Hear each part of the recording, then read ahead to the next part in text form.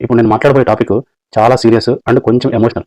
అదే దేవరా పార్ట్ 2. రీసెంట్‌గా producers and makers నుంచి ఒక అప్డేట్ వచ్చింది. అదేంటంటే మే నెల నుండి దేవరా పార్ట్ 2 షూటింగ్ మొదలవబోతోంది. పైకి చూడడానికి ఇది గుడ్ న్యూస్ అనిపించొచ్చు. కానీ నిజంగా ఇది గుడ్ న్యూసేనా? నాకైతే కాదనిపిస్తుంది. చాలా మంది జెన్యూన్ సినిమా లవర్స్‌కి ఎన్టీఆర్ డై హార్డ్ ఫ్యాన్స్ కూడా లోపల ఒక చిన్న భయం ఉంది.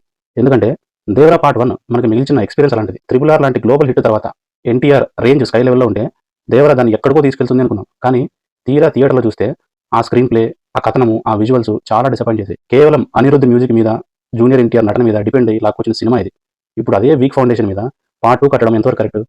ఈరోజు ఈ వీడియోలో దేవరా పార్ట్ 1లో ఉన్న మేజర్ ఫ్లాస్ ఏంటి, అసలు పార్ట్ 2 ఎందుకు రిస్క్, జూనియర్ ఎన్టీఆర్ కెరీర్కి ఇది ఎందుకు మైనస్ అవ్వచ్చు అనే విషయాన్ని చెప్పబోతున్నాను. దయచేసి చివరి వరకు చూడండి. నా అనాలిసిస్ నచ్చినట్టయితే సబ్స్క్రైబ్ చేసుకోండి. ముందుగా మనం ఒప్పుకోవాల్సిన చేదు నిజం ఒకటి ఉంది. ఇప్పుడున్న ట్రెండ్లో పాన్ ఇండియా సినిమా అంటే చాలు దాన్ని 2 భాగాలుగా విడగొట్టడం ఒక ఫ్యాషన్ అయిపోయింది. బాహుబలికి అది అవసరం, కథ అంత పెద్దది. కేజీఎఫ్కి అది అవసరం, ఆ వరల్డ్ అంత పెద్దది. కానీ దేవర కథకు నిజంగా 2 పార్టులు అవసరమా? నిజాయితీగా మాట్లాడుకుంటే పార్ట్ 1లో స్టోరీ ఏముంది బాస్?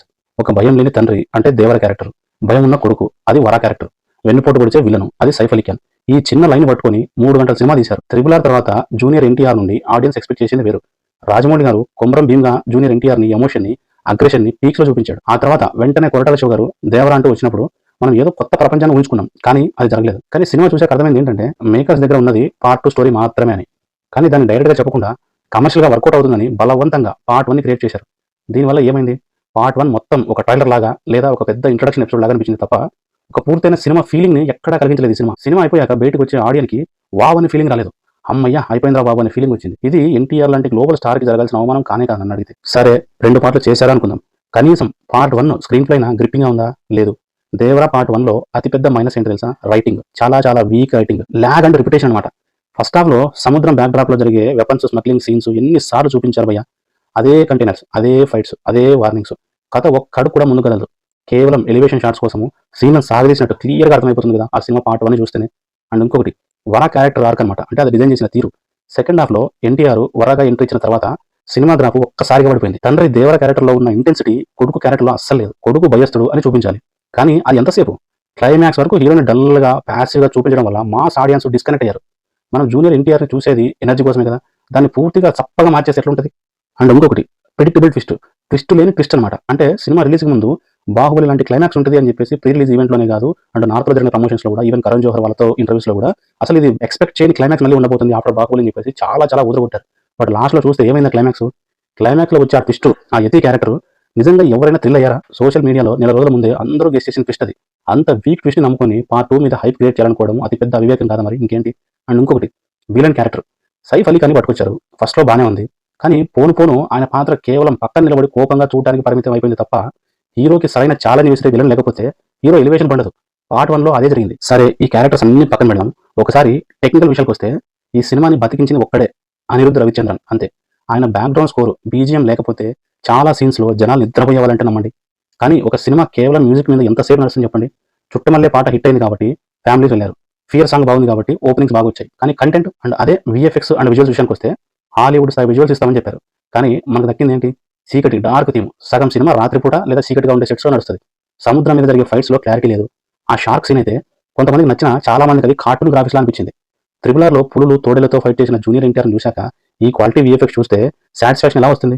ఇప్పుడు పార్ట్ 2 కూడా ఇదే టెక్నికల్ టీమే, ఇదే విజన్ ఉంటే మళ్ళీ ఇలాంటి అవుట్పుటే వస్తే ఎలా ఉంటుంది? సరే ఇవన్నీ పక్కన పెట్టేసి ఇప్పుడు అసలు పాయింట్కి వస్తే, అసలు ఎందుకు నా దృష్టిలో జూనియర్ ఎన్టీఆర్ దేవరా పార్ట్ 2 అనేది చేయకపోవడమే మంచిది? ఎందుకంటే స్టోరీలో ఫస్ట్ ఆఫ్ ఆల్ దమ్ము లేదు. పార్ట్ 1లోనే అర్థమైపోయింది మేకర్స్ దగ్గర చెప్పుకోవడానికి స్ట్రాంగ్ ఎమోషనల్ పాయింట్ ఏమీ లేదని. ఇప్పుడు పార్ట్ 2లో ఏం చూపిస్తారు? వరా ఆ క్యారెక్టర్ ఉన్న భయాన్ని పోగొట్టుకొని తండ్రిలా మారి పగ తీర్చుకోవడం. ఇది మనము 80s 90s ఆ మిడ్ ఇయర్స్ లో నుంచి చూస్తున్న రొటీన్ రివెంజ్ రొట్ట కొట్టుడు డ్రామా. దీనికోసము మరో 2 నుంచి 3 ఏళ్ళు వేస్ట్ చేయడం అవసరమా? ఒకవేళ పార్ట్ 2 తీస్తే దీనికి ఉన్న అతిపెద్ద రిస్క్ ఏంటో తెలుసా? కంపారిజన్, పోలిక. ఇప్పుడు ప్రభాస్ కల్కితోను అండ్ యశ్ టాక్సిక్ తోను, అల్లు అర్జున్ పుష్ప 2తోను కొత్త పుంతలు తొక్కుతున్నారు వాళ్ళు. కాంపిటీషన్ ఇంత హెవీగా ఉన్నప్పుడు జూనియర్ ఎన్టీఆర్ మళ్ళీ పాత చింతకాయ పచ్చలాంటి స్క్రిప్ట్ తో వస్తే గ్లోబల్ ఆడియన్స్ పట్టించుకోరు అసలు. దేవరా 1 కేవలం ఫ్యాన్ పవర్ తో సేఫ్ అయిన సినిమా అది. పార్ట్ 2కి ఆ లుక్ ఉండదు. కంటెంట్ వీక్ గా ఉంటే డిజాస్టర్ గ్యారంటీ. బెస్ట్ ఆప్షన్స్ రెడీగా ఉన్నాయి కదా తారకి. జూనియర్ ఎన్టీఆర్ చేతిలో ఇప్పుడు ప్రశాంత్ నీల్ ప్రాజెక్ట్ ఉంది. ప్రశాంత్ నీల్ ఎలివేషన్స్ గురించి మనకు తెలిసిందే. వార్ 2 ఉంది, సరే అది అయిపోయింది, అది డిజాస్టర్, అదొక పెద్ద వేరే టాపిక్. ఇవన్నీ క్రేజీ ప్రాజెక్ట్సే. వీటిని పక్కన పెట్టి లేదా వీటితో పాటు దేవరా 2ను మోయడం వల్ల ఆ మంచి ప్రాజెక్ట్స్ మీద ఎఫెక్ట్ పడే అవకాశం లేదంటారా? జూనియర్ ఎన్టీఆర్ ఇప్పుడు ప్రయోగాలు చేసే స్టేజ్ లో లేరు, సాలిడ్ బ్లాక్ బాస్టర్ కొట్టే స్టేజ్ లో ఉన్నారు. చివరిగా నేను చెప్పేది ఒకటే ఫ్రెండ్స్, మనం ఎన్టీఆర్ ని లవ్ చేస్తాం, ఆయన డాన్స్ ని, ఆ డైలాగ్ డెలివరీని, ఆ యాక్షన్ని ఆరాధిస్తాను. అందుకే కొంతమందికి భయం.